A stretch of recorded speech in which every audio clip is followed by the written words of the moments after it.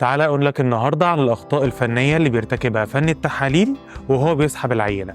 لو أنت فني تحاليل لازم تعرف إن كل خطوة مهمة. أول حاجة تعقيم الإيدين. في ناس ما بتغسلش إيديها كويس أو بتستخدم قفازات مش نظيفة.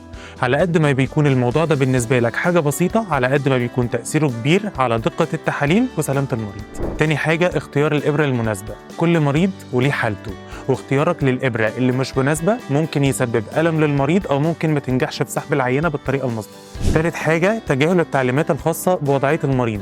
لازم المريض يكون في وضعية مناسبة جدا ومريحة بالنسبة له، ويكون دراعه كمان مفرود علشان نسهل عملية سحب العينة. أحيانا بتستعجل وما بتبقاش مركز، فبالتالي ما بتحددش الوريد بشكل صحيح. طيب وإيه النتيجة؟